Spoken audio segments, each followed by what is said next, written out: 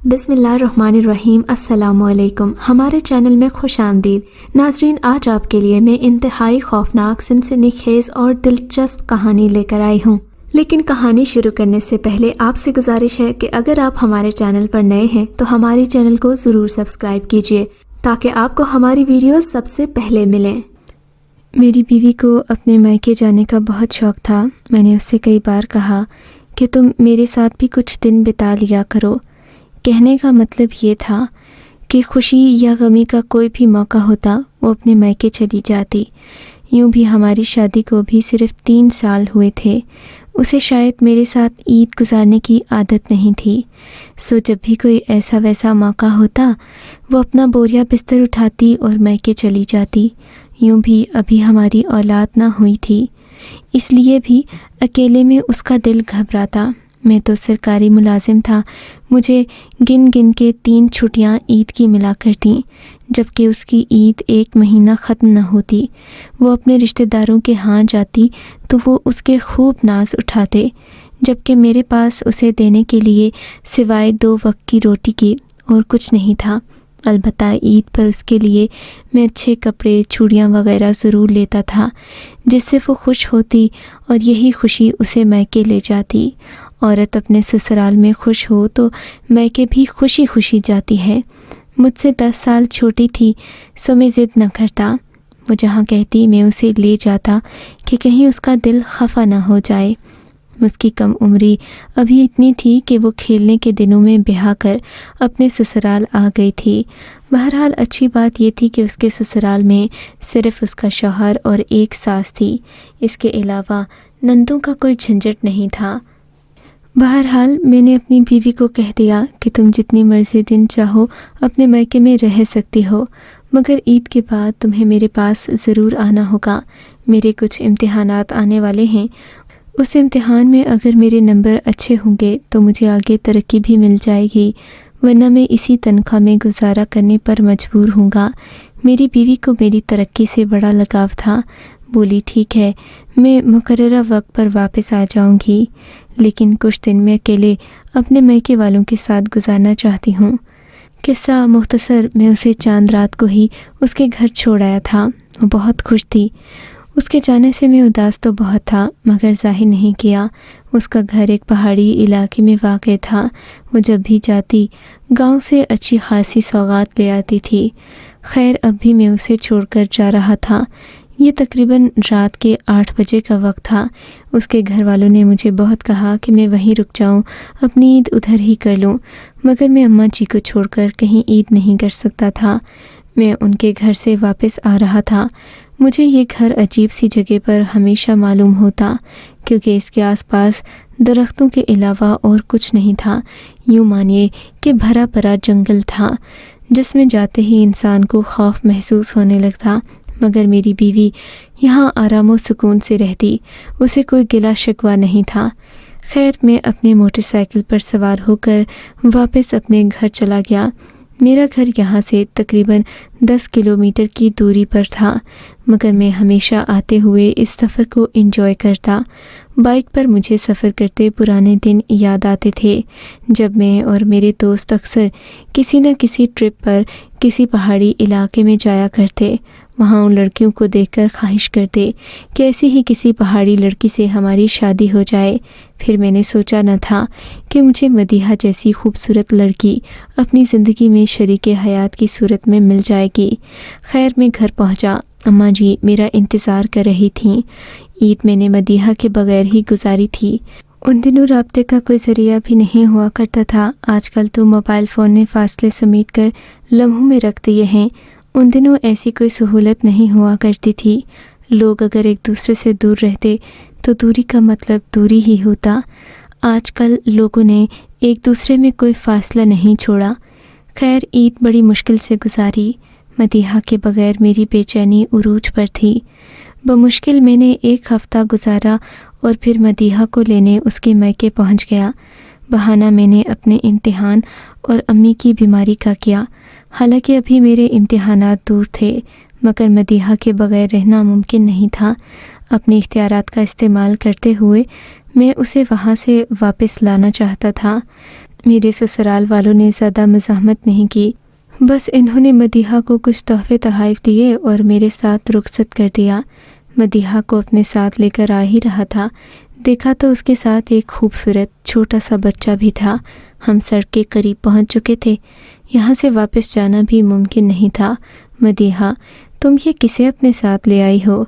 میں نے پوچھا تو وہ بولی، یہ عذرا خالہ کا بچہ ہے، ہمارے ساتھ ہمیں سڑک تک چھوڑنے آیا ہے۔ ابھی کافی رات ہو گئی ہے، تم اسے کہو یہ واپس چلا جائے، اتنی رات کو یہ ہمارے ساتھ کدھر کدھر جائے گا؟ میری بات پر وہ ہنسنے لگی۔ ارے نہیں، یہ مجھ سے بہت پیار کرتا ہے، اس لیے میرے ساتھ آیا ہے۔ ایسا کرتی ہوں شکور چچا کے ہاں اسے ٹھہرا دوں گی، مدیحہ نے کہا، اور اس بچے کو اپنے ساتھ اوپر سڑک تک لے آئی۔ نیچے پہاڑی علاقہ تھا۔ مدیحہ میرے ساتھ موٹر سائیکل پر بیٹھی، جبکہ اس بچے کو میں نے اپنے آگے گود میں بٹھا لیا۔ حیرت کی بات تو یہ تھی، بمشکل 4-5 سال کا بچہ اتنا وزنی تھا کہ میں نے کبھی سوچا ہی نہیں تھا، نہ میں نے اس سے پہلے اتنا وزنی بچہ اٹھایا تھا۔ وہ میری گود میں بیٹھ گیا اور بائک کو یوں زور سے پکڑ لیا جیسے اس کے باپ کی ہو۔ میں نے کچھ نہیں کہا کہ چلو مدیحہ کی خالہ کا بیٹا ہے۔ تھوڑا آگے جا کر میں نے مدیحہ سے پوچھا، بشیر چچا کا گھر کہاں ہے؟ اب ہمیں اسے چھوڑ دینا چاہیے۔ میری بات پر وہ بچہ رونے لگا۔ میں کہیں نہیں جاؤں گا، میں خالہ کے ساتھ جاؤں گا۔ وہ میری مدیحہ کے بارے میں بات کر کے کہہ رہا تھا۔ مجھے سمجھ نہ آئی کہ مدیحہ اس چھوٹے بچے کو لے کر آخر کہاں جانا چاہتی ہے۔ کوئی بات نہیں مدثر، اسے ساتھ لے چلتے ہیں، کچھ دنوں کے بعد واپس بھیج دیں گے۔ کیسی باتیں کر رہی ہو مدیحہ، اس کے ماں باپ پریشان ہوں گے، اسے جانے دو۔ میں نے کہا، نہیں، یہ میرے ساتھ بہت زیادہ پیار کرتا ہے۔ میں جب وہاں ہوتی تھی تو یہ میرے ساتھ ہی رہتا تھا۔ رہنے دیں، ہمارے ساتھ جا رہا ہے تو اس میں برائی ہی کیا ہے؟ مدیحہ کی بات سن کر میں اپنے دانت بھینچ کر رہ گیا۔ کیا ہی کہہ سکتا تھا؟ مجبوراً اس بچے کو اپنے ساتھ بٹھا کر گھر لے آیا۔ پورا راستہ مجھے لگا جیسے میں نے کسی بچے کو نہیں بلکہ 2 من کے لڑکے کو اپنے ساتھ بٹھا لیا ہو۔ وہ تو اس قدر بھاری تھا کہ میں خود بھی تھک گیا تھا۔ اس کے بازو میرے بازوؤں پر تھے، وہ ہلتا تو لگتا جیسے طوفان آ گیا ہے۔ تقریباً 1-2 گھنٹے کے بعد جب ہم لوگ گھر پہنچے تو مدیحہ تھک چکی تھی، جبکہ وہ لڑکا ابھی تک حشاش بشاش تھا۔ اس کی آنکھوں کی چمک دیکھنے والی تھی۔ وہ بہت بھوکا لگ رہا تھا۔ جاتے ہی کچن کی طرف دوڑا۔ خالہ، مجھے کچھ کھانے کو دو، اس نے بے تابی سے کہا۔ مدیحہ تو جیسے اپنے رشتہ داروں کی ازلی غلام تھی۔ جاتے ہی کچن سے اسے سب سے اچھا کیک اٹھا کر کھانے کو دیا۔ یہ لڑکا تو اب یہاں 3-4 دن رہے گا، کیا ضرورت تھی اسے اتنا مہنگا کیک دینے کی؟ میں نے دل میں سوچا، مگر خاموش رہا۔ تھوڑی دیر کے بعد میں سونے کے لیے چلا گیا۔ مجھے صبح جلدی جاگنا تھا، عید کی چھٹیاں ختم ہو چکی تھیں۔ مدیحہ کا تو مجھ سے بات کرنے کا کوئی ارادہ نہیں تھا۔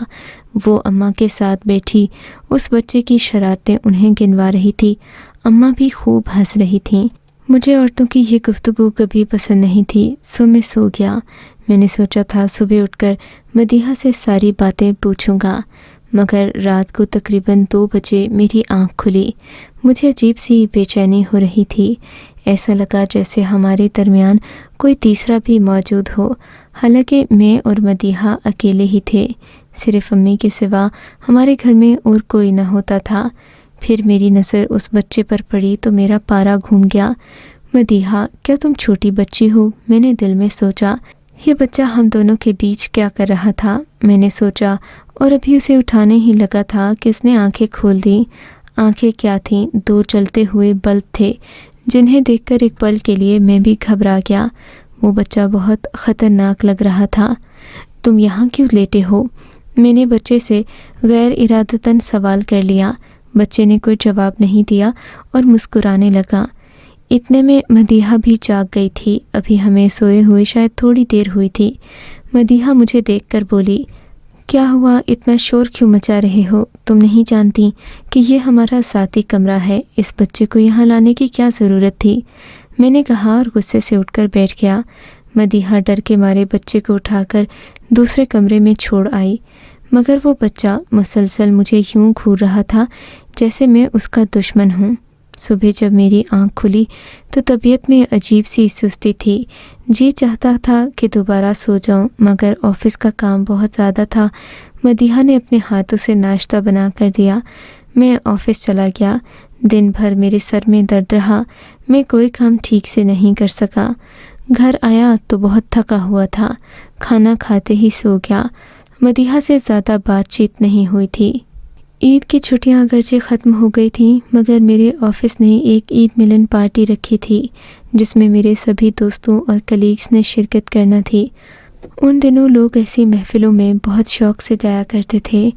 خیر، میں بھی مدیحہ کو لے کر اس محفل میں جانا چاہتا تھا، مگر یہ کیا، عین تیاری کرنے کے وقت مدیحہ کی طبیعت بگڑ گئی۔ کہنے لگی میں نہیں جا سکتی، میری طبیعت بہت بگڑ رہی ہے۔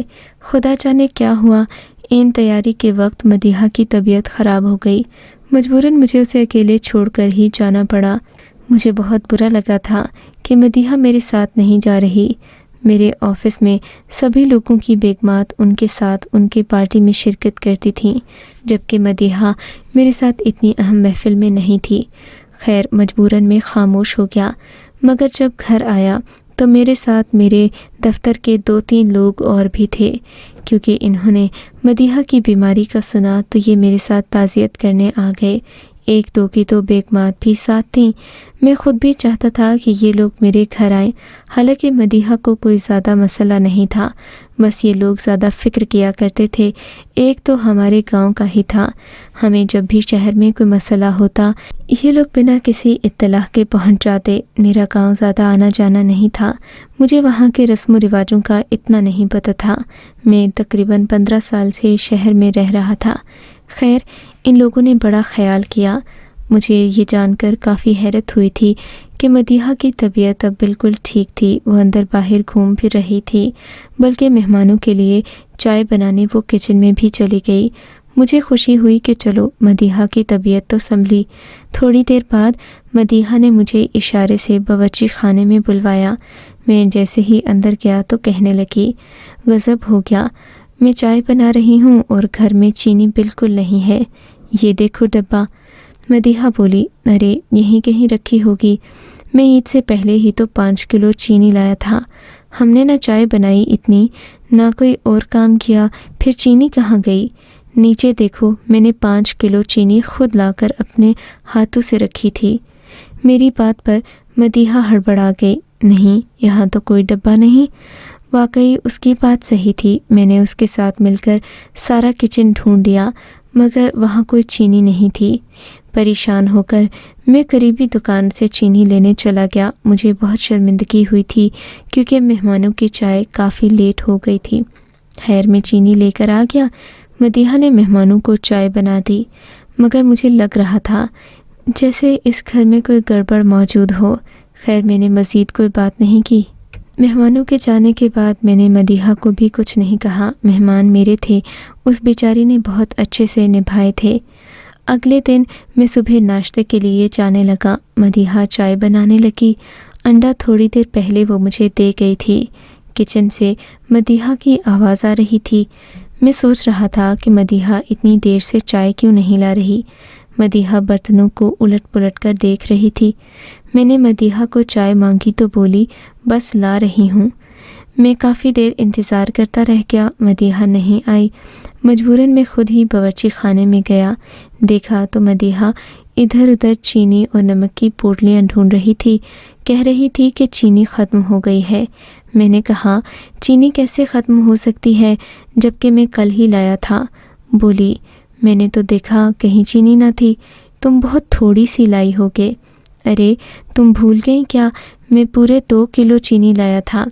میں نے مدیحہ کو یاد دلایا، وہ بھی سر کھجانے لگی۔ ہاں، چینی تو آپ واقعی میں لائے تھے، لیکن پتہ نہیں کہاں چلی گئی۔ میرے پوچھنے پر مدیحہ پریشان ہو گئی۔ میں نے کہا، تم خود چینی تو نہیں کھاتی؟ میری بات پر وہ غصہ ہونے لگی، بولی، میں کتنی پریشان ہوں اور تم کو مذاق سوجھ رہا ہے، میں یہاں سے چینی لے کر کہاں جاؤں گی؟ میٹھے کا تو مجھے شوق ہی نہیں۔ مدیحہ کی بات پر مجھے شک ہوا تھا۔ میری امی تو میٹھا بالکل نہ کھاتی تھیں، انہیں گڑ اور شکر زیادہ پسند تھا۔ جبکہ سفید چینی کا گھر سے غائب ہونا ایک عجیب بات تھی۔ خیر، مدیحہ کو میں کیا ہی کہہ سکتا تھا۔ وہ دن بھی یوں ہی گزر گیا۔ میں قریبی دکان سے جا کر 1 کلو چینی اور لے آیا، مگر میری برداشت کی حد اس وقت ختم ہو گئی جب وہ چینی بھی گھر سے غائب ہو گئی۔ اب میں نے اور مدیحہ نے فیصلہ کیا کہ ہم یہ چینی الماری میں چھپا کر رکھیں گے، اسے تالا لگا دیں گے تاکہ کوئی اس چینی تک نہ پہنچ سکے۔ مجھے کچھ اس بچے پر بھی شک ہو رہا تھا، کیونکہ بچے عموماً چینی کھانے کے شوقین ہوتے ہیں، مگر پورے 5 کلو چینی گھر سے اچانک کہاں غائب ہو سکتی تھی، یہ فکر والی بات تھی۔ اگلے دن میں نے الماری میں چینی کی تھیلی رکھ کر باہر سے تالا لگا دیا، مگر یہ کیا! اگلے دن جب ہم نے الماری کھولی تو اس میں چینی کا 1 تنکا نہیں تھا، ساری کی ساری چینی غائب تھی۔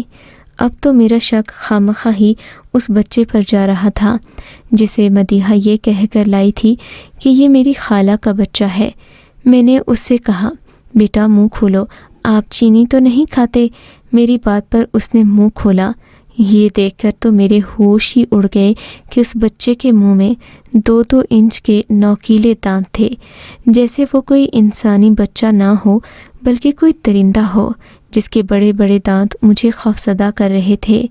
میں یہ دیکھ کر خاموش ہو گیا۔ اس کے خونی کہکہے نے مجھے پورے وجود کو پسینے میں شرابور کر دیا۔ میں اس سے کچھ نہ کہہ پایا۔ وہ ہنستا ہوا کمرے سے باہر چلا گیا۔ میں نے اپنی بیوی سے جا کر کہا، مدیحہ، یہ تم کس شیطان کو گھر لے آئی ہو؟ یہ کوئی انسان نہیں، یہ جن کی اولاد ہے مدیحہ، خدا کے لیے ہوش کے ناخن لو۔ یہ کہہ کر مدیحہ کو میں نے سمجھانا چاہا، مگر وہ تو مجھ پر ہی الٹا ہو گئی۔ کیا ہو گیا ہے؟ تم خامخواہ اس بچے پر شک کر رہے ہو۔ مانا کہ بچے چینی کھاتے ہیں، مگر اس کا یہ مطلب نہیں کہ تم اسے بھوت کا بچہ کہو۔ بھائی، انسانوں کے بچے بھی ایسا ہی کرتے ہیں، اپنے ہوں گے تو تمہیں سمجھ آئے گا۔ مدیحہ بولے جا رہی تھی جبکہ وہ باہر کھڑا میری بے بسی پر ہنس رہا تھا۔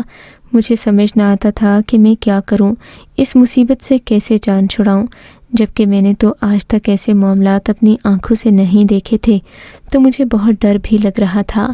وہ بہت خطرناک قسم کی مسکراہٹ سے مجھے جلا کر رکھ دیتا۔ اب ایسا لگ رہا تھا جیسے وہ کوئی بچہ نہ ہو بلکہ ایک بوڑھا شیطان تھا جو روپ بدل کر میری بیوی کو تنگ کرنے آیا تھا۔ میں نے مدیحہ کو بہت سمجھایا کہ جسے تم بچہ سمجھ رہی ہو وہ بچہ نہیں ہے، اس کی عمر کافی زیادہ ہوگی اور یہ ایک جن زیادہ لگتا ہے۔ میری بیوی صاف مکر گئی۔ اب میرے لیے چیلنج تھا کہ میں کسی طرح اس بچہ نما شیطان کو گھر سے نکالوں۔ تب میں نے اپنے ایک استاد صاحب سے رابطہ کیا۔ وہ ایک مدرسے میں معلم بھی تھے اور جناتی معاملات سے کافی واقف تھے۔ بعض اوقات انہوں نے مجھے کئی کہانیاں بھی جنات کے معاملات کے بارے میں سنائیں، مگر میں نے کبھی ان پر یقین نہیں کیا۔ آج جب میرے ساتھ یہ مصیبت آن پڑی تھی تو مجھے ان کی ہر بات سچ لگنے لگی تھی۔ وہ بولے، تم مجھ سے ملاقات کرو، میں تمہیں سب بتا دوں گا۔ میں نے انہیں پیغام بھجوایا، مگر وہ میرے گھر نہیں آئے۔ میں ان کے گھر گیا، ان سے ملاقات کا شرف ہوا تو کہنے لگے، تمہارے گھر میں ایک انسان نہیں بلکہ شیطان ہے، اسے جتنی جلدی گھر سے نکالو اتنا ہی تمہارے لیے بہتر ہوگا، کیونکہ وہ جنزادہ کوئی بچہ نہیں بلکہ 100 سالہ بوڑھا جنزاد ہے۔ اسے تمہاری بیوی ناقابل برداشت حد تک پسند ہے، وہ تمہیں بھی کوئی نہ کوئی نقصان پہنچا سکتا ہے۔ بہتر ہے کہ تم اسے اپنے گھر سے نکلوا ہی دو، ورنہ تمہارے لیے بہت برا ہوگا۔ عالم صاحب کی بات سن کر میں تو حیران بھی رہ گیا۔ مجھے بہت پریشانی ہوئی کہ اب کیا کروں۔ یہ معاملہ پہلی دفعہ پیش آیا تھا۔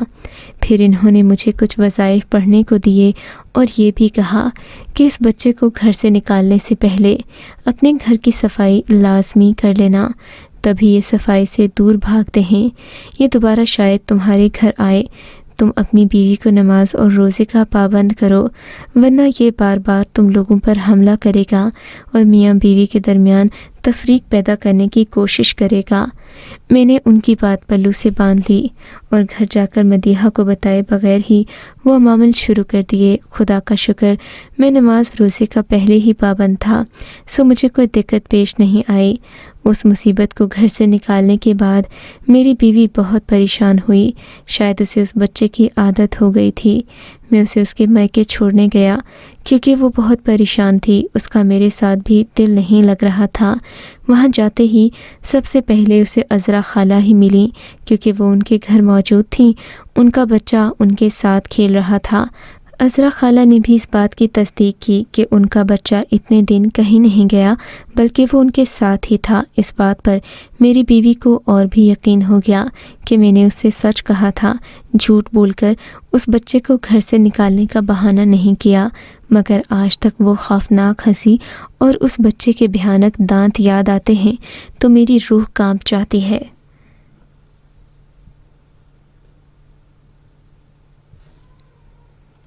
अगर आपको ये कहानी अच्छी लगी है तो इस वीडियो को लाइक कीजिए और इस तरह की मज़ीद वीडियोस देखने के लिए हमारे चैनल को सब्सक्राइब कीजिए। और हाँ, अगर आपकी किसी दोस्त, रिश्तेदार या बहन के साथ खुदा न करे ऐसा कोई वाक़या पेश आया है तो हमें कमेंट सेक्शन में उसके बारे में ज़रूर बताइए।